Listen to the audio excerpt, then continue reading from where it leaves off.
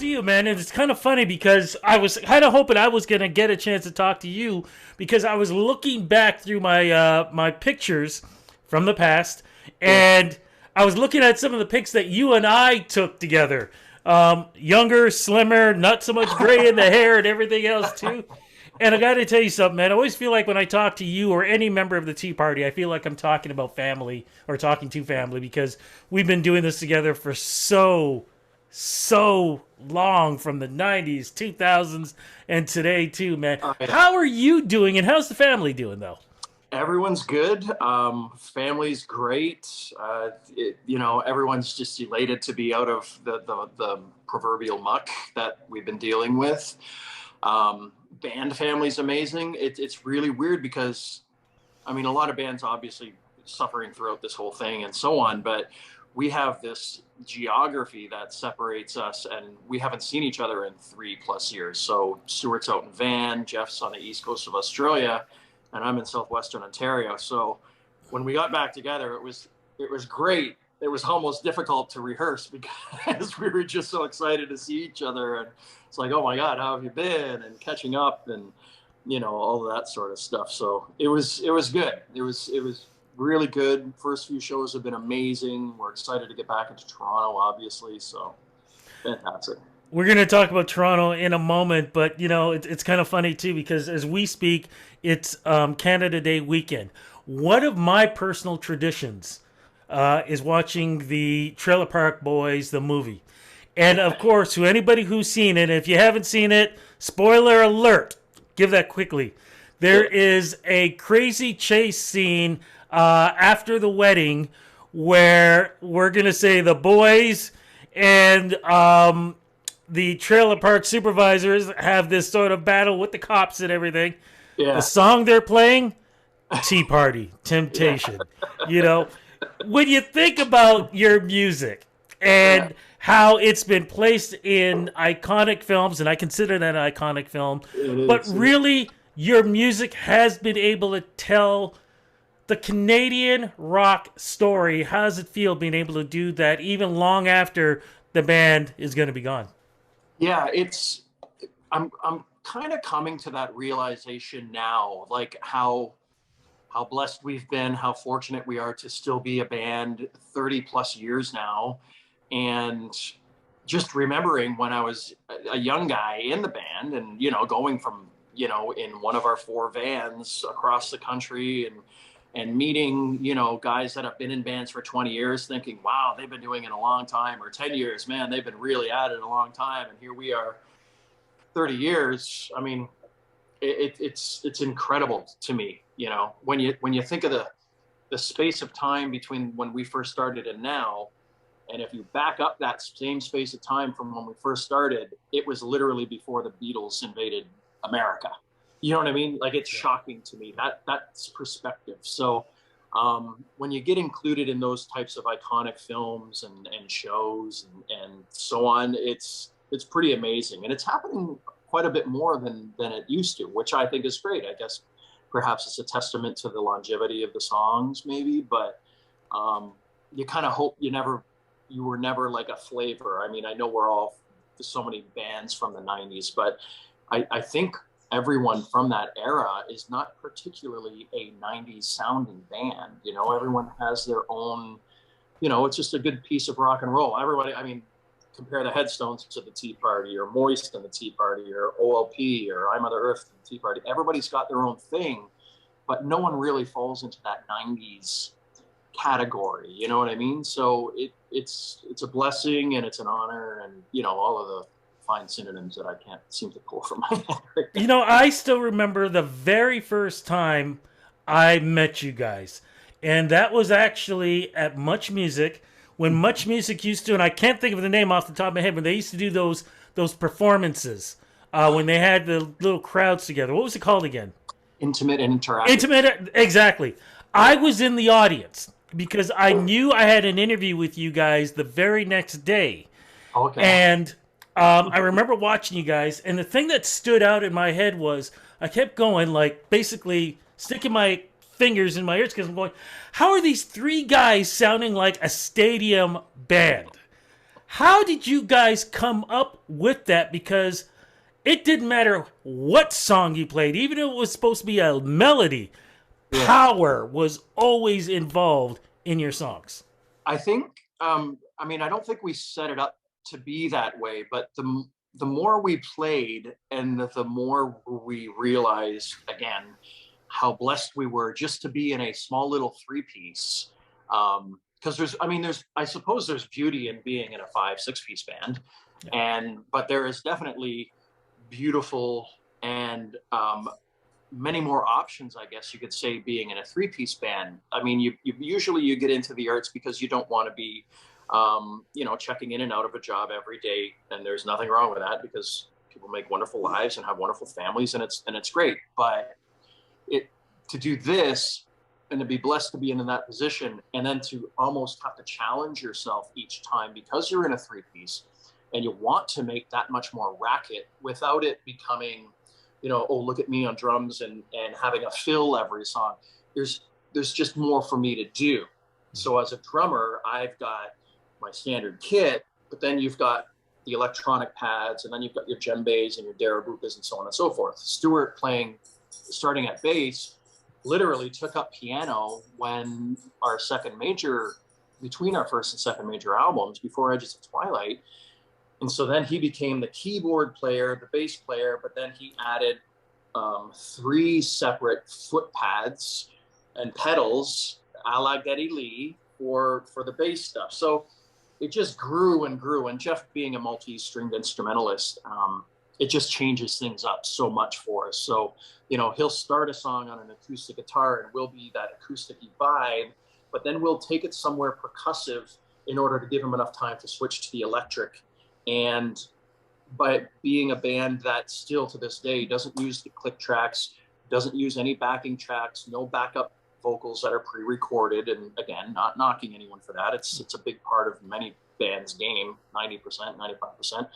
It's just not in our nature to do it. So we like to keep busy. So I think maybe, I don't know if we overcompensated trying to make the sound extra full for a three-piece, because we do sometimes sound like more like a 5 or even a 6-piece band. And I take it as a compliment because it's not like we're trying to be a prog rock band or an especially showy band. We try to write songs that people will remember and that we enjoy playing, but it keeps us that much more interested in the fact that we get to go out and do something that we're truly love to do and that we're truly blessed to be able to do, especially after 3 decades.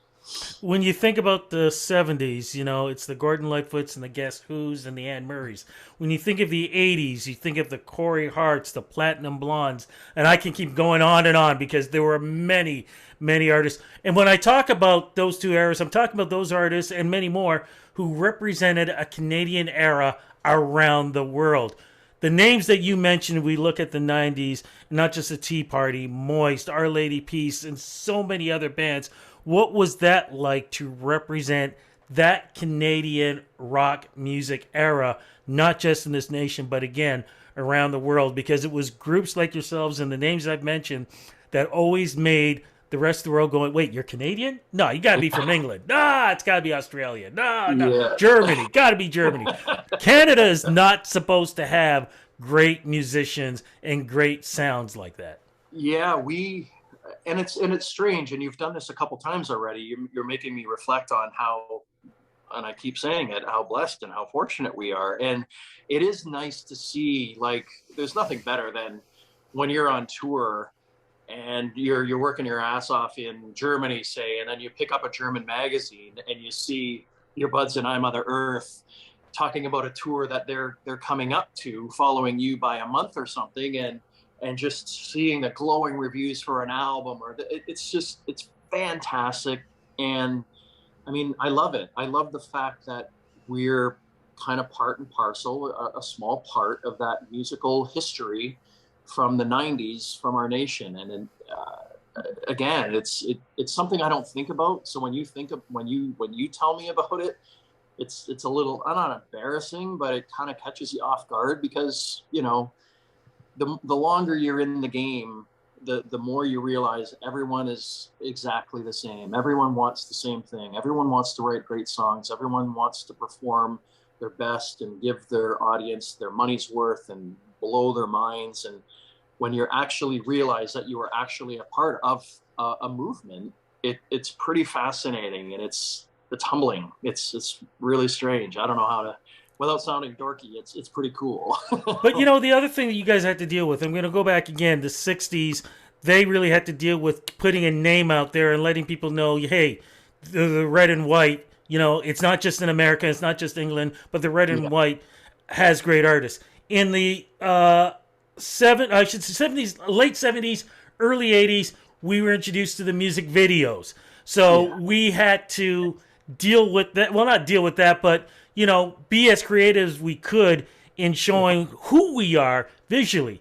You guys in the 90s, I think, had probably one of the most difficult times because now you had a thing called Napster coming out. Yeah. Plus, not just Napster too, but also just the fact of being able to turn around and say, hey, it's our music, while other record companies that you were with were being bought out by bigger record companies. How did Exactly. you guys deal with that? And then including the, you know, sounds change and everything else. Grunge Yeah. was coming in.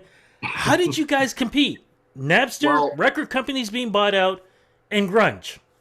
so let's tackle the grunge thing first. When we first came out, I mean, we're a border city band. We grew up in a small town called LaSalle. That's where I still live.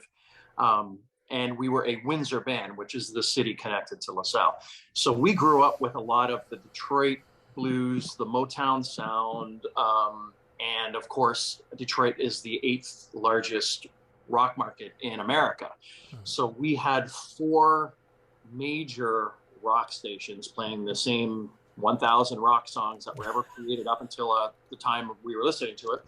And then there was great public radio stations out of Detroit that really started to introduce us to the new wave stuff, where we really got I think our nicer melody kind of aspect that we try to throw into our music. So for us, it was the grunge thing really never played a part. I was fascinated by it.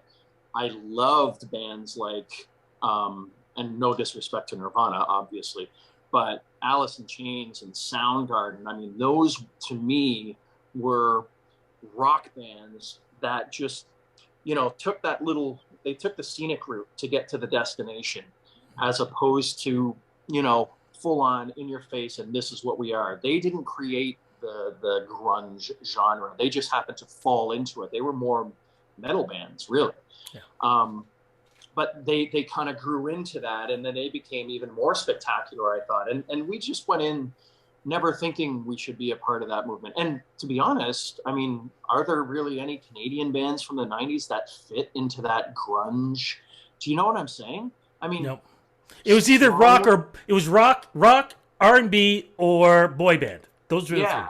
But Sloan in the very beginning, I thought, oh, these guys are going to be huge, and this is the new grunge. I remember everybody was getting signed out of their area to, was it Sub Pop, perhaps? Yeah, yeah. And I think, but they ended up being not that at all. They just ended up being great pop songwriters with a rock tinge. Do you know what I mean? So I don't know. I think we fall in the group that just never. That was a very, very American thing, and we didn't choose not to sound like that. We just did our own thing. We didn't, you know, go out and say we are not going to be a part of this grunge thing. We just wrote what we felt and grew up with, and you know, watching older artists, these guys and girls coming over from Detroit playing solo acoustic, just blowing our minds when we're 17 and 18 years old, and you know, just really digging into that and thinking, man, the passion that this guy has singing. What was the one guy's name? Remember we used to go see him, Robert Penn. Robert Penn was this artist out of Detroit. He was probably 65, 70 when we were kids. And man, you would just watch him, and he'd introduce his drummer, call him M.Y. Foot, and his foot would just be slamming on the ground, and he'd be jamming these blues and R&B tracks. And we're like, could you imagine if we were his band?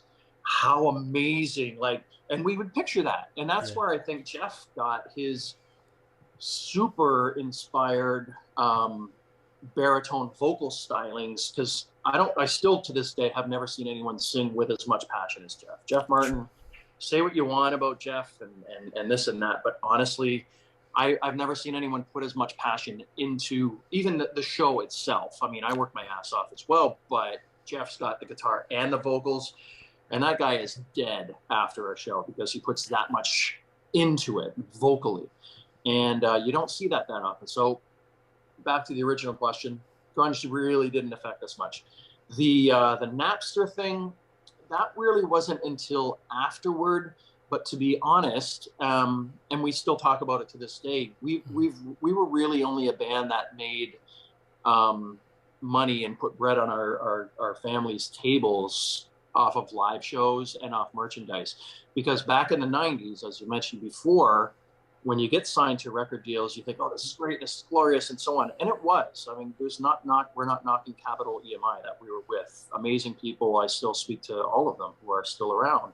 And but one of the things you didn't realize was, because the video game was so strong and you had to be a part of it in order to get even radio ads,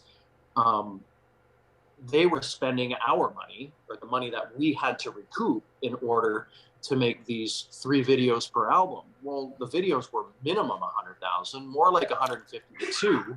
Did not know times, 3 songs on each album. You're never recouping those albums, because unless you're massive in America, it really didn't happen. We're still recouping those albums, and they're all cross-collateralized. So, Wow. and again, I'm not knocking. I mean, that's the business. Mm-hmm. And the beautiful part about it was, back then, the production companies, the directors, the gaffers and best boys, and the whole film industry, that video industry, that was a big thing in Canada as well. And it really, really helped with everything. I mean, you were part of a big, I don't want to say machine because it has such a negative connotation, but you were a part of something really big. Mm-hmm. So when it comes to the Napster stuff, it never really cost us a ton of money to record records. We were quite quick. It was a different game back then than it is now. It was usually the videos that sunk a lot of the bands, because you really, and if you couldn't play live, which we always could, you were almost dead in the water, because people see you once and they're like, I'm not going to go see that band again. I didn't enjoy it. They weren't great, or whatever. And we've always relied on that. So to nip the Napster thing in the bud was pretty easy for us, because we never really made money off album sales, to be honest. I'm just curious, did Big Shiny Tunes help when you guys would be on that Much Music? No, although one of them that we were on went diamond, and I guess we can have one of those diamond albums, but we have to pay for it, and I don't know who to go through.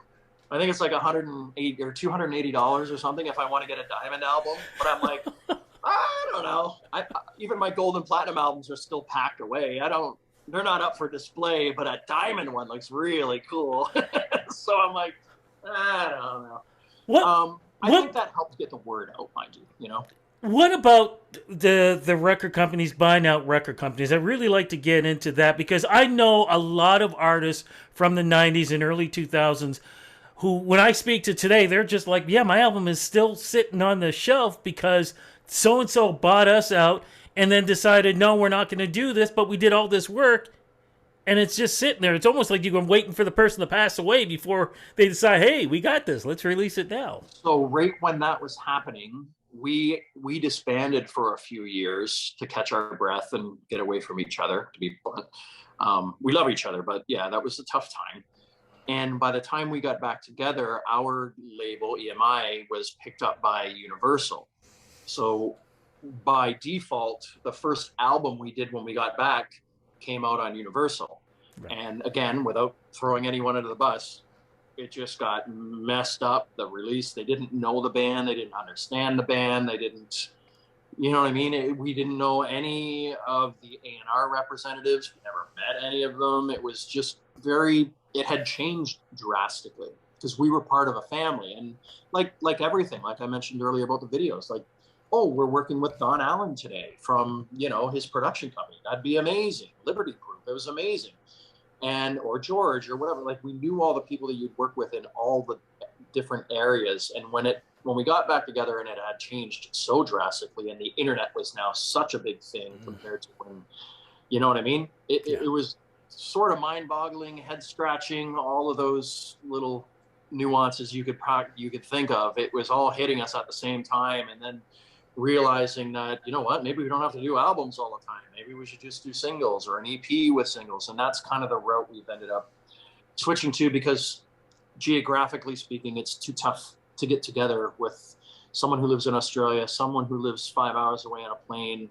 So when we have tours, we'll get together before, we'll get together after, we'll start working on that, and then we'll get together again, we'll start recording them. So it works out, but when it comes to that whole amalgamation of labels and so on and so forth, we've almost had to step back, reassess, and figure out how we're going to really do it. Because nowadays, I'd rather work with an independent radio promoter and get our songs on radio, just to get the fact out that, you know what, we've got a relatively popular song on the radio and we're going out to tour. So it's almost free advertising. I worked in radio for 6 years when the band was out, and I finally really wrapped my head around it. And when you have a single out and you're touring in that town, it gives the DJ an opportunity to talk about something without having to buy ads.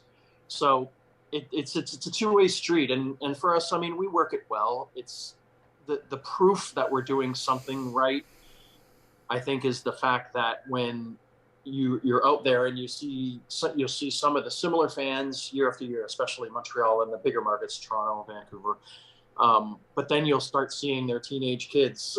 And it's just like, yes, mom and dad have money and they're buying kids new shirts. So it's great. I mean, if you can keep it up, and there's so many great bands that have done that forever. I mean, geez, going back to the Guess Who guys and, you know, Bachman, and it's so easy if you're good at what you do. And I think that's kind of the path we're on. I mean, we have to keep up the chops, got to write good tracks, and you have to be inviting to the people who enjoy your music, and you have to have that communion. So We're going to get to the new music in a second, but I'm just curious. Have you ever seen any kid with a shirt saying, I was born because of this song you wrote, or anything like that? No, you always get, you'll get proposals that'll happen on stage, but then you'll get really nice emails like, I hope you guys are going to play this. I proposed to my wife of 20 years to this song, or this was our wedding song, or I played this when my mom passed away. Or to be involved in someone's life like that is really what it's all about. I mean, you're being a part of someone's life, and you're making a difference in a small way. And there's not many people that get to feel that feeling, and it's humbling, and it's there's nothing really else you can say about it. It's you're flabbergasted, you know. Yeah, Absolutely true. You know, and artists like yourselves, which I love, and I've been talking to a lot of them during the pandemic. I love the fact that people were able to find themselves, find new music, find new paths. You guys, recorded 2 EPs during the pandemic, and if you want to say a summer single also. Yeah, yeah. Yeah, we kept busy. We kind of lucked out with regards to timing, although no one likes to use the word luck when it comes to the pandemic. But we had already started the foundations of what were going to be the 2 EPs, and once it hit, the boys already had my drums, so the drums were done. So then sending files is that much easier nowadays. And Stuart did his work, and then you sent it to Jeff, and he would do this one first, and then that one, and then he'd work on a solo record, and then he'd come back to our stuff, and then work on it again, and then, okay, this one's ready, let's go. So we'd roll it out, and it worked out really, really well. Of course. So folks who may not know, what were the 2 EPs that you released? So Black River EP, and then Sun Shower is out now, Blood Moon Rising. Sun Shower's on it. And then what Europe had done was take both of them, because they don't like EPs. They took both of them and made an album. I'm like, that's great. And they called the album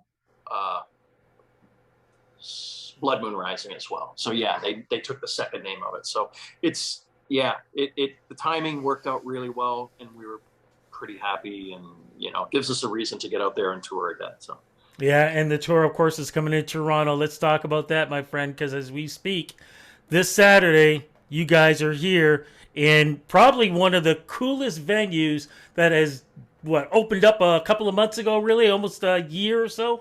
yeah, have you been?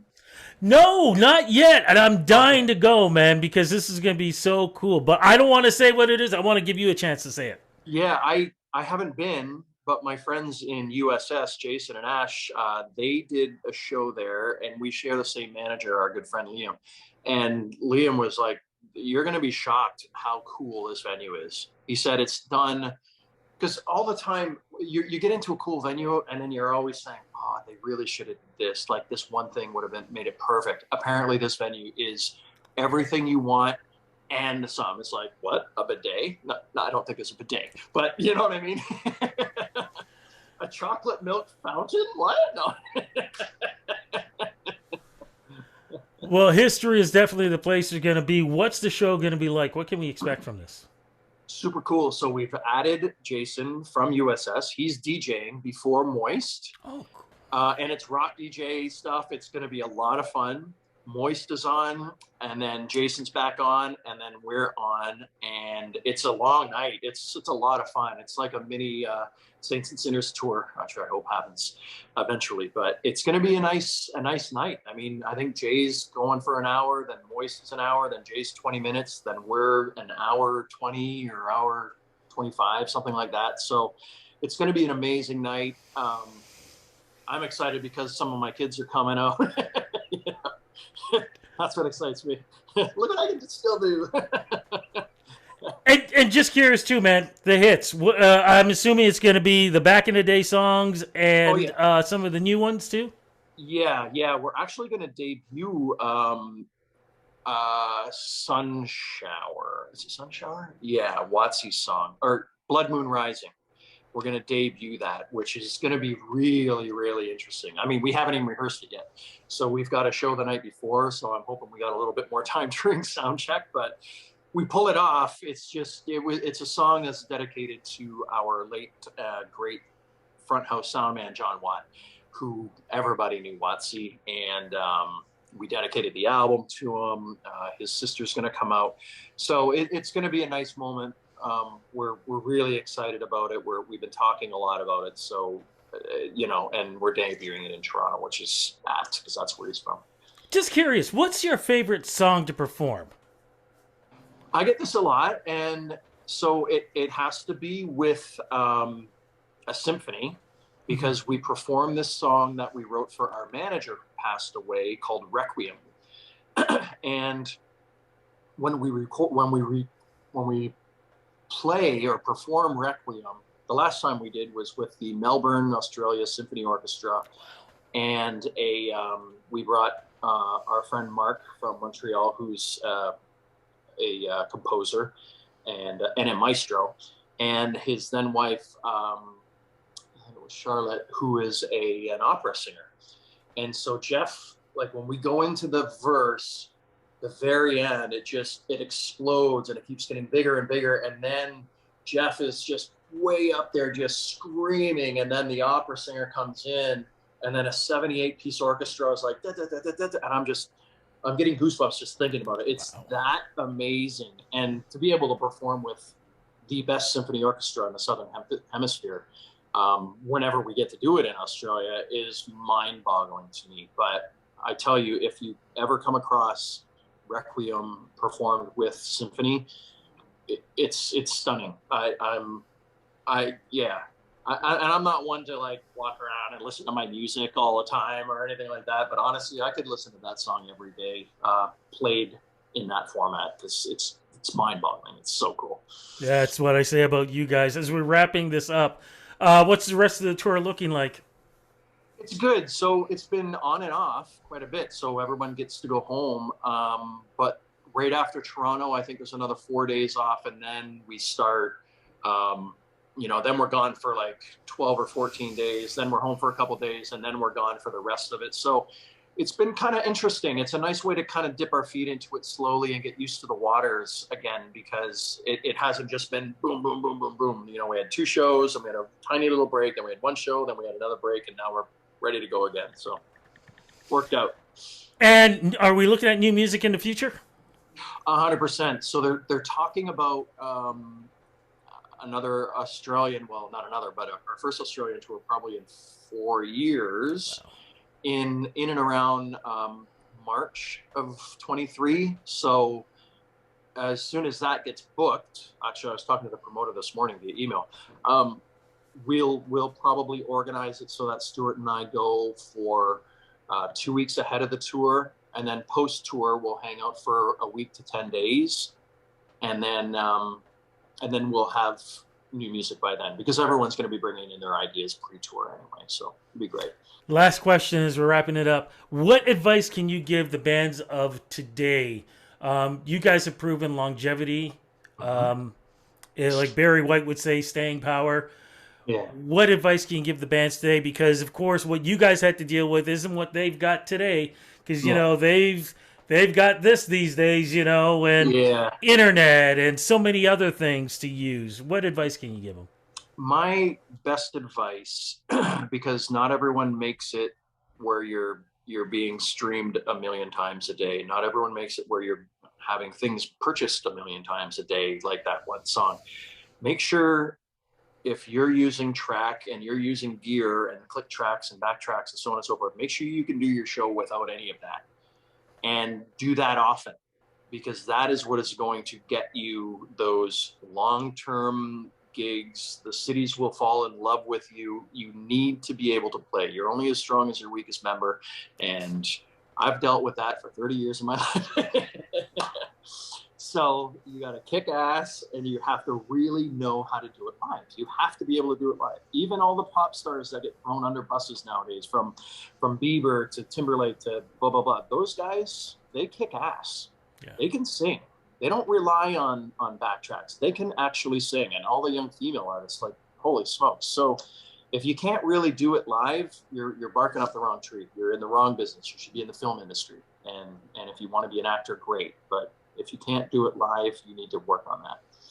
You speak the truth, my brother. Thank you so much. I sound like an old guy when I said that? No, you sound like a guy who knows what the hell he's talking about, because I agree with you on everything. I mean, I've been hosting a show, The Lemon Stage, and, you know, a lot of the indie acts are part of this, and I hear and see the same things as you do. I can sit there and say, gonna make it, and then I can say, you know what? Yeah. So I dig it. Look, man, have an amazing show this Saturday. Thanks. Great tour. But for me personally, thank you to you guys for sharing your time with me, because I can say in the 90s, 2000s, you know, I can say that I've been around for all of this. It's been a pleasure. It's been an honor. And I'm so looking forward to even more happening with you guys. Thank you so much. You're the best, Rudy. And I'm going to fight that I get to do the Rudy interview next time, too. I think we flipped the coin this time, and I literally won. I'm like, I get it. All right, buddy. Thank you so much. I appreciate it.